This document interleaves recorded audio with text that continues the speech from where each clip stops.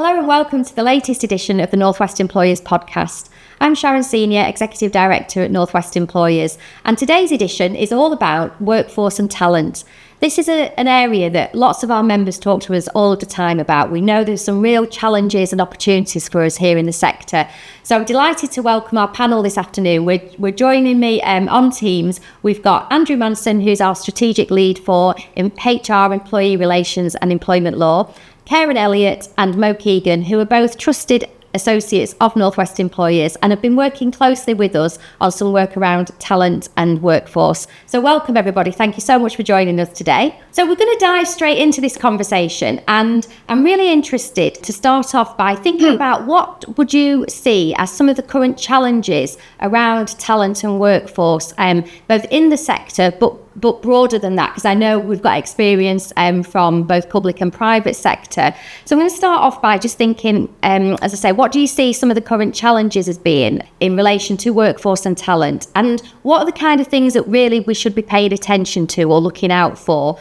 Okay, yeah, I think one of the biggest challenges at the moment, and it won't become as a surprise to anybody, is recruitment and retention. I think since post-pandemic, the world has changed dramatically.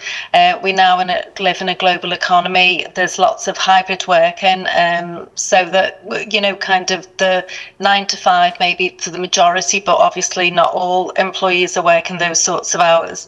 That is a thing of the past, isn't it? It's kind of people are expecting flexibility. They're expecting, things that we wouldn't have expected in the past. It's quite normal now for somebody to, work later in the evening so that they can go and pick their kids up from school, that kind of stuff. So that all that kind of recruitment and retention. So what's in our employee value proposition in our organisations that gives us our USP to attract people, number one, into public sector, because we're not seen as sexy or exciting, because we deal with the hard stuff often, don't we? The statutory services and the things that have to be delivered within a community or residential business area. So what is it, what is it that we can give in our employee value proposition? So that's what we really need to look like. I think we need to look at our employee value proposition. What is it we're offering staff, and how do we sell that at the recruitment process? Then when it comes to retention, so are we delivering on our promise, on our employee value proposition? And also then obviously we do have to think about, so what's our workforce strategy saying? Are we planning for the future? We've got an aging workforce. Do we know, have we got people lined up who have the skills and talent in order to meet the needs of the services, and also the things that are happening down the line that we don't even know yet? So what are we horizon scanning? So they're the things I think for me for recruitment and retention is a biggie. Lovely, thanks Mo, and we'll come on to some of that around what does the future look like, because I think that's really important, isn't it? Because it's helpful to understand kind of what is now, but then what are the things that practically we can be thinking about. So Andrew, if I can just the same question to you next, please, but I guess from the HR and employment law perspective, in terms of some of the workforce challenges and things to be looking out for. Yeah, thanks, Sharon. Well, probably won't surprise you because of the areas that I lead in. I think one of the key challenges, certainly for HR and from the employment law perspective, is the forthcoming Employment Rights Act. Currently, the Employment Rights Bill, it's been taking its time going through House of Commons, but it's looking like it's on schedule for royal assent before the parliamentary recess in July. If that is the case, it will become an act, and then probably in October we'll start seeing the first draft of implementation coming from the, as it is at the moment, the Employment Rights Bill. It is supposed to be positive. It's coming from a Labour government, so it's about making work pay and making work a more attractive proposition. So it is cloaked in positivity, but in terms of employers, it does present a number of challenges. Probably the biggest piece of employment legislation for a generation. So there's a lot for HR professionals to get to grips with. Everything's not going to come in one go. It'll be staged probably over about 3 years. So we'll probably see the early stock coming in October this year, and then some of the bigger things, such as unfair dismissal being a day one right, which we'll talk a little bit more about in a moment, probably been delayed for about 18 months. Run through some consultations, make sure employers are prepared for that big change. So unfair dismissal, currently employees need to have 2 years service before they get that particular protection. So essentially there's like a 2-year probation period for employers to test out newly recruited talent in terms of their behaviours, their attendance and their performance. Once the law changes, the 2 years threshold for unfair dismissal claims will be swept away, and that right will apply from day one in employment. But it's not quite that stark a change. The proposals from government are that there'll be a 9 months initial period of employment during which new hires will be assessed for their suitability. And if they are dismissed during that initial period of employment, or if you like, a 9-month probation period, then a lower test for unfair dismissal will apply. We're still waiting to see what all the detail is going to be, but that is one of the key challenges. So what does that mean in terms of workforce and talent? I suppose what it means to a certain extent is that what we currently enjoy, and that is up to 2 years opportunity to test people out to see whether they are the right fit, and indeed for people to see if they're the right fit for their organisation. That will radically change. People will have protection in employment from day one, albeit a lighter touch than it will be after they've completed their initial period of employment. What we think is going to be 9 months. The 9 months probation period or initial period of employment will be made up of 6 months plus 3 months for further assessment if that's needed in particular cases. Thanks, Andrew. Yeah, like you say, some real significant changes afoot. And finally, Karen, on this question, same to you. So what would you see as some of the big challenges? Yeah, and I guess I'm probably going to take a slightly different angle here and look at sort of the career development and the talent retention side of things. And it's something that we've spoken quite a lot about during the talent exchange programs that we've done. And actually, we've done quite a lot of research from leading consultancies on this, which have identified, I guess, a range of different issues that we've got in terms of careers and talent.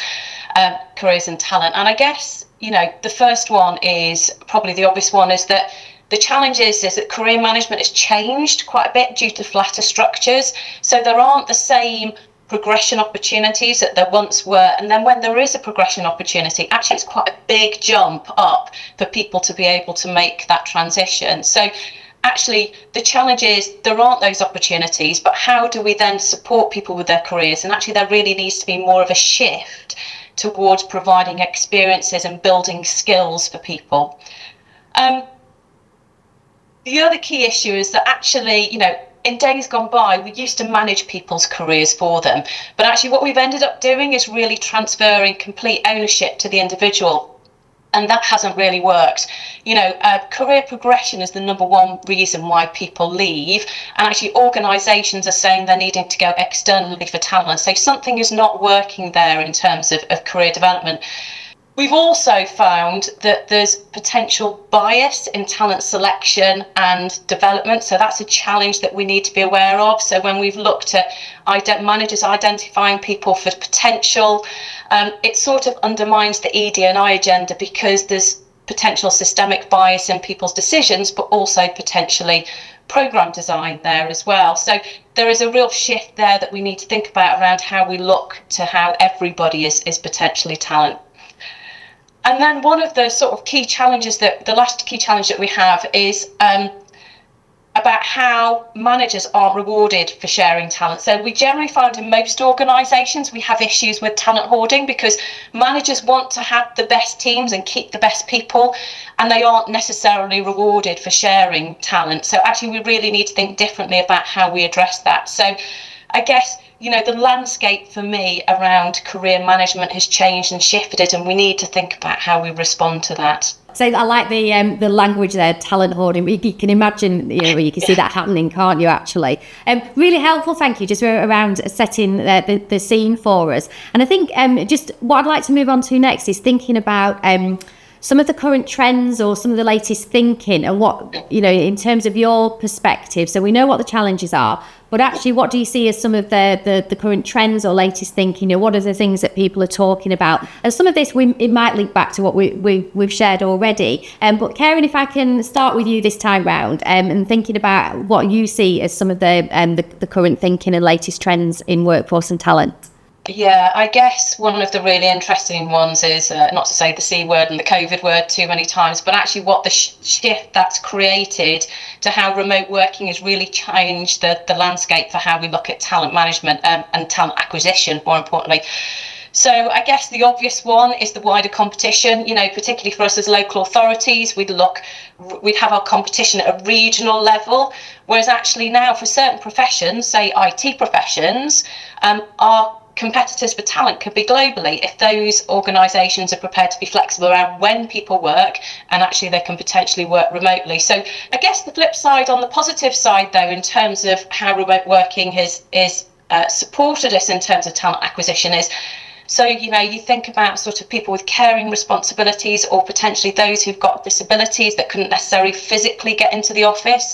So there's more opportunities for them at the moment as well. Although I guess the caveat that we need to be mindful about that is if they're purely remote working to meet their own needs, how do we make sure that we still support their development and they aren't losing out in comparison to those people that are in the office? I guess one of the ones around talent acquisition and remote working is, what about those people who are doing roles where they're required to be on site 100% of the time, and actually how it's probably a little bit more difficult to recruit for those certain types of roles? So you think, if that could be nursing or hospitality, where they can't have access to remote working in the same way. Now, there are different types of flexibility that you could give them, but I'm not sure how effective all organisations are at looking at those.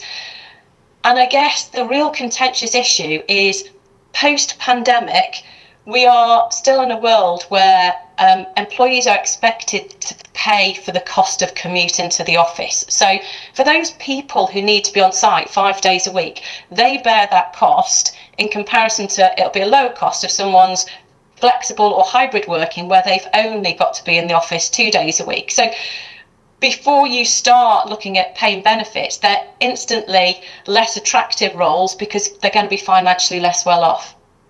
But then on the flip side, not everybody does want remote working. So, I know certain organisations who've struggled to retain people who like to be in the office or want to be in the office because it helps accelerate their learning. So whether it's people who live at home or people who are earlier on in their careers, they want to be in the office. So actually what organisations need to do is think about actually how do they make, if they're focusing on remote working, how do they make that on-site in the office proposition more attractive? So I guess in a nutshell, the sort of pros and cons in lots of different ways around the impact of remote working on talent acquisition. Thanks, Karen. And Mo, if I can come to you next, please, for your thoughts. For me, it's AI, automation and digital skills that are probably going to be reshaping the workforce and also talent, because as we're still in that field where we're fumbling about in terms of how is AI being used. We've probably been using it for so long without even knowing about it. When we think of all the banking apps, the bots and whatever else that you go on to all sorts of organisations, and now I think we within local government are now into that same space. That then creates opportunities for other things to happen. So rather than people sending out repetitive emails or doing repetitive tasks, if they can be automated, we can get people involved in more creative tasks, thinking of more problem solving things, how things can be done differently, how we can work better with communities. It's given us an opportunity to do that. Also about upskilling and reskilling, because people who were doing certain jobs, those jobs may no longer be needed anymore. So how are we going to upskill those people to adapt to new technologies and to be able to do different roles? Also, I think AI and digitization is going to give us better evidence bases. So in terms of data-driven decision making, it will certainly help us with that, as we will be able to do more, find out what the trends are. We can have I know I've been on training courses, for instance, a leadership development course that actually I was a bot, or it's not a bot, is it? But you're an avatar, and so you've got in a virtual world, you've got your headset on, you feel as though you're in a conference room, you can see other people that looked like me, only a slimmer version of me, which was great. So, in terms of really personalised experiences, in terms of using that technology that wasn't around, probably 6-7 years ago, certainly not within probably public sector. So there's all that kind of stuff in terms of AI. I think in terms of digital skills, it's a core competency now. So, everything now is online, isn't it? Even everything customer facing has to be online. We have to obviously skill up our workforce as well as our communities in order to access all of that. So and also people have to be able to have that agility and adaptability to do that. And that sometimes has caused challenges within the workforce. But certainly we're going to attract more talent, the more innovative, more creative, and the more we can kind of embrace this sort of technology. No, fabulous. Thank you. Some really helpful insights there. And Andrew, I'm going to come to you next, almost in response to some of that in terms of what Karen and Mo have just shared with us. Because we talked about bots and AI, but actually, we've still got the people at the heart of this, haven't we? And so interested to hear your take in terms of some of those, perhaps those employee expectations and how we're responding in the sector and as organisations and as employers to perhaps some of those changing employee expectations, and how, just how flexible can we be and what do people expect? Yeah, well, picking up on the topic of employee expectations, and in particular flexible working, it's probably fair to say that 5 years ago, we went through the pandemic, that's turbocharged flexible work. It's really brought it to the fore, really. So it is something of an expectation from employees. A lot of home work and remote work, and of course, 5 years ago, some people started getting used to that. Probably fair to say that in some sectors, including in central government, there's been a bit of a pushback, wanting people to come back into the office more and more often. Home working and remote working, of remote meetings, not the only way to use flexibilities, of course. And I take Karen's point a little earlier about whether frontline staff in particular feel a little left out in the cold, sometimes literally, of course, because they need to be there in person and they can't do their jobs from home. But that doesn't mean there are no creative solutions, other flexible opportunities that we can work through and offer to different types of staff. 4-day working week, again, has been mentioned. There's been in the press fairly recently 2 models of 4-day working. One is compressed hours, so you still work your full-time hours, but they're compressed down to 4 days. The alternative model is that you simply work 80% of your hours over your 4 days. But the idea, of course, is that you still have near 100% productivity, because it's just a better fit, that work arrangement, for the rest of your personal and domestic circumstances. Flexible working, again, as I mentioned, that day one right, flexible working is already a day one right, so that can be applied for on the first day of employment. It can be discussed ahead of actually starting. Of course, there's nothing wrong with that. It doesn't have to be agreed.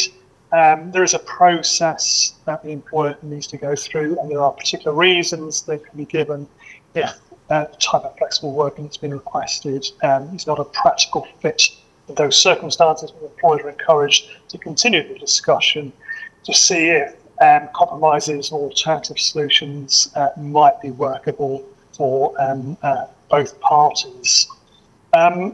Schools and school teachers in particular is an area where recruitment and retention have had their difficulties previously and currently as well. And certainly the DfE are pushing quite heavily flexible working initiatives in schools, in particular for school teachers. School teachers are part of that group of workers who are sort of frontline. They need to be there mainly. I know some school lessons were delivered remotely during the pandemic, but generally speaking, the expectation is that we do have a teacher in front of the class.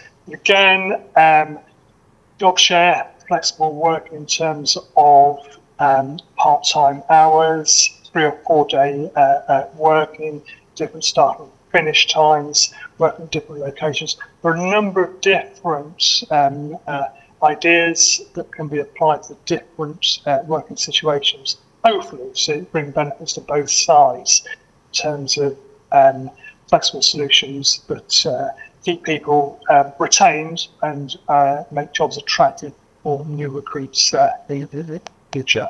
Great, thank you. And I think just something you said there, Andrew, around being creative. And I think from the conversations that we're having with our members, we know that there is some real good practice out there and pockets of where the need for increased recruitment and the focus on retaining staff has led to some really good practice. So it's not to say that we're not doing some of this already, but I think what I'm going to ask you to do now is to thinking about those people that are listening to this podcast and thinking, okay, so we've talked through some of the challenges. This is some of the latest thinking and what's kind of currently on the list to do. I'm going to ask you to think, get your crystal balls out now, really, and think about the future of workforce and talent. And for those people listening to us, what would your message be or your advice in terms of how organisations can prepare for the future of work? So what are some of the things that we could be doing now that might be more creative, might be more a different approach, for example, around the way that we're looking at our talent and workforce within the sector? Yeah, I think a key aspect, although it can sound quite dry, if it's not done, you're not going to be future-proofing at all, is your strategic workforce planning. So that comes back to, as I said earlier, about your employee value proposition. What about your branding? How are you attracting people? But then, thinking about, so what is the offer that you're giving your staff to make sure that you are actually going to be able to keep hold of your staff and that you've got staff ready. And obviously everything has to be aligned to the business goals. So what staff have you got in order to meet those business goals? What's the profile of your staff?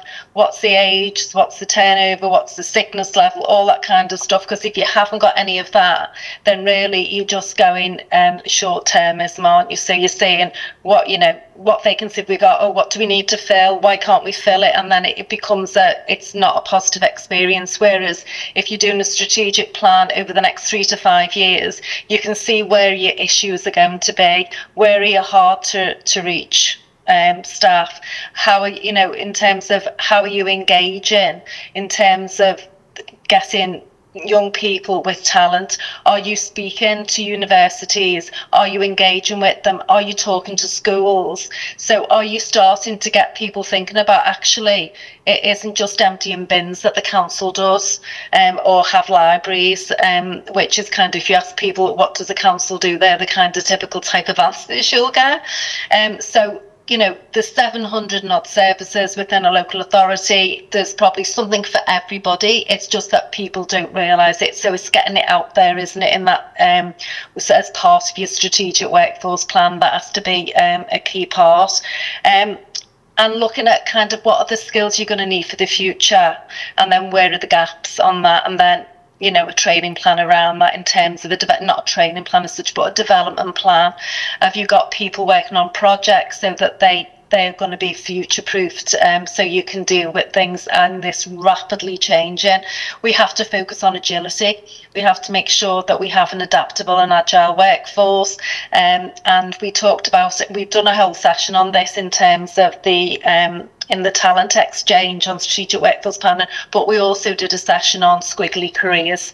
So what we mean by squiggly careers, which Karen may go on to as well, is that there is, the people, because you start in a particular profession, for instance, you could start as a health and safety officer. It doesn't mean to say you're going to stay as a health and safety officer.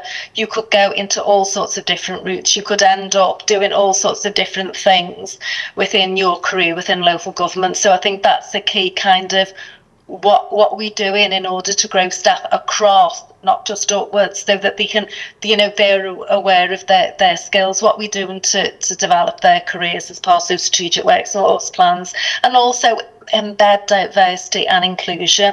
If we have a really good diverse workforce, we'll be more creative. Are we reflective of the communities that we're representing?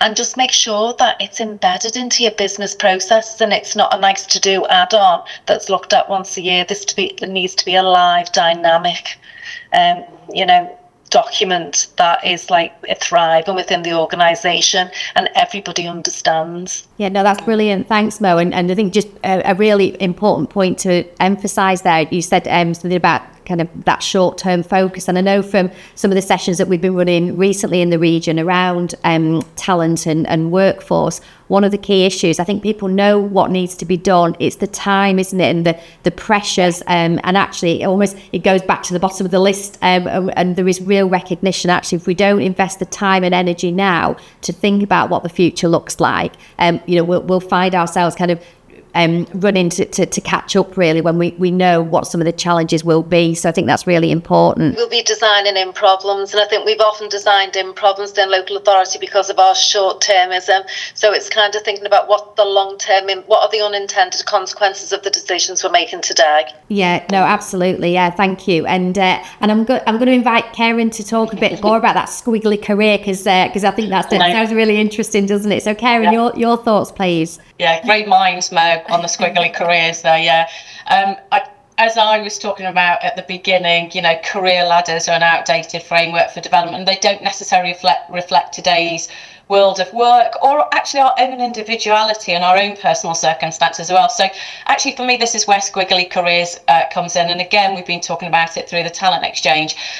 It's a concept that's been developed by Helen Tupper and Sarah Ellis, and they think that we need to shift our approach and our thinking around careers in a number of different ways. So, for example, rather than having career plans that limit us, think about career possibilities, because that gives us more options to explore. We need to think about moving from sort of career steps, because that always implies a step up, to actually thinking about us going in multiple directions. So thinking about moves rather than steps. And that we should shift from titles to talent, because talent is more transferable, it's less rigid, and in terms of moving between professions, we know there's loads of different professions within local authorities, so shifting towards that talent-based mentality really helps us there. And that we shouldn't focus on a destination that feels quite fixed, but actually focus on direction, because that, again, it opens up more possibilities and gives us flexibility to explore different things. And again, linked to that, the focus more around progression or promotion. So progression really opens up more opportunities for you. So all of those things, obviously, it's about the less rigid, only way is up, to exploring different types of options, which is where all the squiggles come in.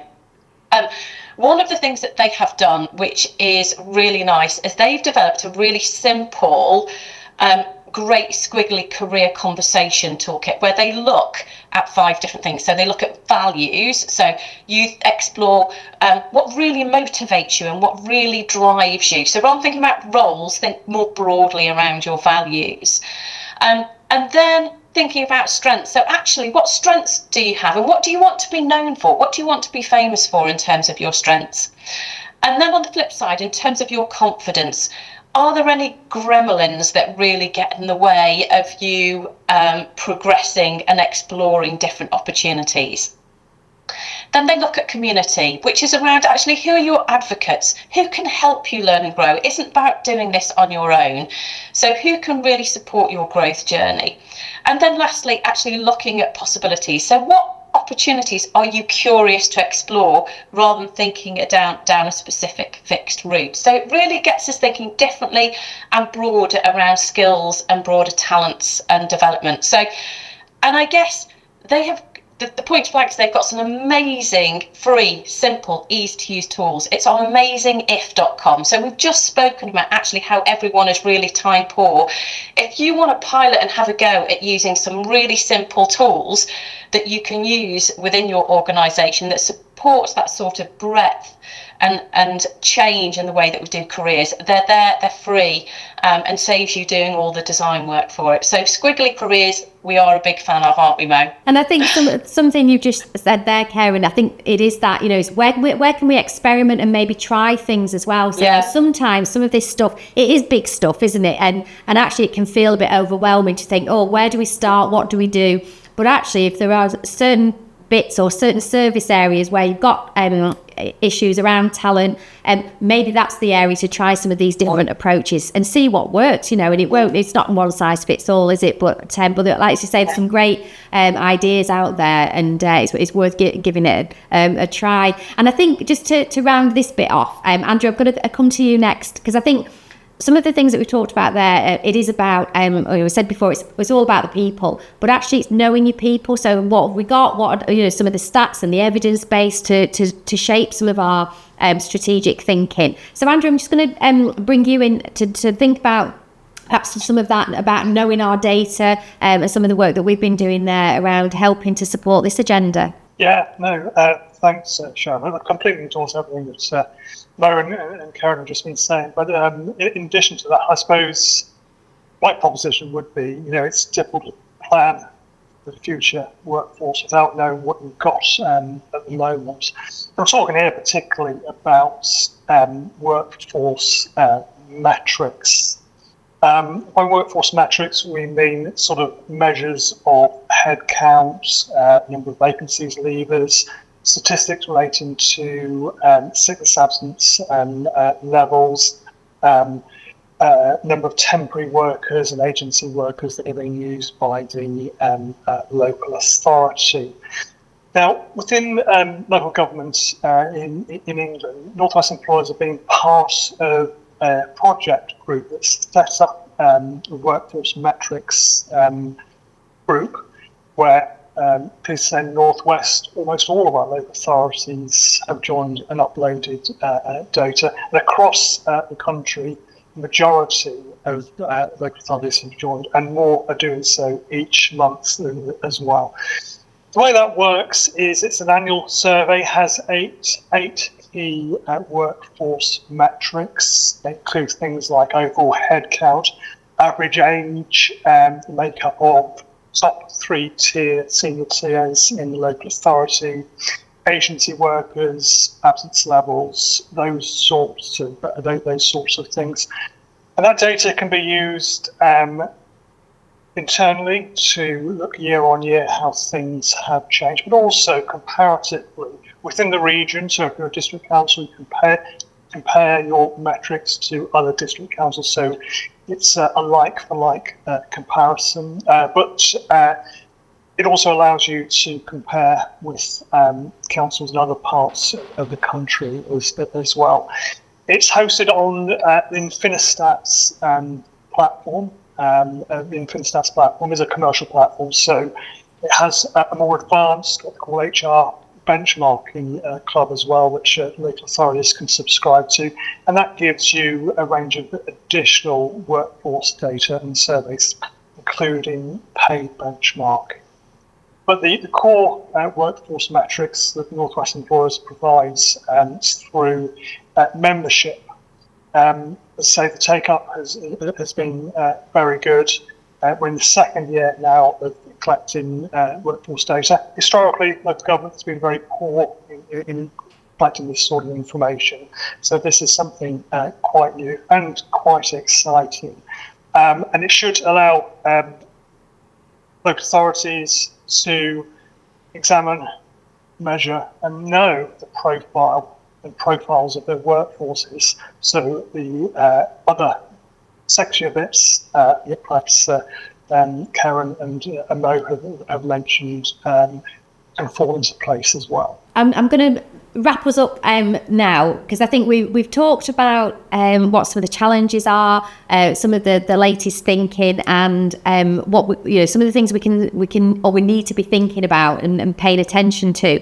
So I'd like to finish by getting us to think through, or asking you to think through, what are some of the practical solutions and approaches that we can take now, or either from your experience or things that we're doing. What are some of the practical strategies for developing a strong talent pipeline? So knowing what we know, what can we do to make sure we're in the best place possible? And I'll come to you, Mo, for this final one, please. For me, the talent exchange programme has been a great way, a great mechanism for getting people who work within this area of OD, HR, right across the Northwest we've led discussions, they've had input, they've made connections, so they're able to see what their particular problems are. There's probably somebody else who's done it, seen it, got the t-shirt, can give them some support and advice. Don't do it like that. Oh yeah, we tried this and it's really working for us at the moment. We've had some great examples of that, and I think everything that we've done has been driven by them, because we've asked, haven't we? We've asked at every step of the way in terms of what are the issues for them. For instance, the one we did yesterday about engage and align managers, because it's always kind of, we might have the support at the top of the organisation, but unless we get the managers consistently doing this stuff, that's where it's going to fall by the wayside, isn't it? So we've done it, Squiggly Careers, we had a great session on that. So I think all of those things, when we piece them together, will really help and support the talent pipeline across the Northwest. But obviously it's not just talking about it, it's the doing it, and it's having that network and collaboration, so that what's the difference we can make if we join together across the Northwest to support and engage with one another. Yeah, fabulous. Thanks, Mo. And I think, as you say, with that programme that we've been running for the last 6 to 9 months or so, some real good examples of good practice, but it's how do we build on that and really take it forward, isn't it? There's some great pockets of practice. And Andrew, that leads me nicely on, actually, because I think what Mo just said, what are the things that we didn't want the talent exchange programme to be was just kind of a talking shop. It's like, well, what can you do with this? And I think it is that, isn't it? People know what the issues are, but actually collectively, how can we address some of those? So Andrew, could I invite you just to say a little bit about the work that we're doing with the Northwest Regional Workforce Strategy, and then I'll invite perhaps Karen to add to that, because I think that talks to some of this around what next, really, and how do we take some of this forward collectively. Yes, certainly. I mean, very briefly, Northwest Regional Workforce Strategy is one of our priorities this year. The objective is to identify and address collective workforce challenges across the region and the ambitions of councils in that area. It's not intended to replace anything that individual councils are doing. It's intended to supplement workforce strategies at local level. We've begun the research phase of the project. That's included sending out surveys to key stakeholders. We'll be following them up in due course with one-to-ones and a series of focus group meetings as well. And I think what we're hoping to do is to allow authorities in the Northwest to see what the common areas are. We all know that there are recruitment, retention and talent issues with local government in the Northwest and beyond. I suppose we found it's been rather anecdotal so far. So a key purpose of this regional workforce strategy is trying to identify and pull together those strands into a single coherent form that will then help us to identify and address, seek solutions. Please say that Karen has been working with us on this particular project. Karen, shall I hand over to you to take us through a little bit of the work that you've been doing? Yeah, so I think the thing to say is we're very early stages of research. So we've done a lot of external benchmarking. What is out there in terms of what is the future of work that's telling us. We've looked at sector research and sector strategies as well, so that we can try and align with that. And what we've just done, and it's sort of hot off the press, is with those insights, we've gone out to chief executives and HRDs around the region to get their views and input in certain sort of key people priority areas. And the early indicators, we're on the start of the journey with the research, so this position could shift, but the early indicators are that actually there is something possibly that we could do collectively around holistic career frameworks, actually how we have a less informal approach to talent pipelines and have a more structured approach, how we look at skills for the future. I think that's been looked at, but actually what plans have we got in place to make sure people are actively developed in those areas? And unsurprisingly as well, those hard to fill roles, how could we collectively work together those, particularly around the social work roles and the legal roles, etc., etc. As I say, that's some early indicators. We might change as the research goes along with this, but off the top of my head, there are some great things that we could do as a region, which is over and above those individual organisation strategies. Actually, do we, for example, create a skills framework so people can identify where they're at the moment versus where they want to be in terms of developing skills for local authorities? How could we, I've mentioned before that actually it's not necessarily about promotions, but it's about experience and opportunities. How could we drive experiential learning across the region and across different organisational boundaries?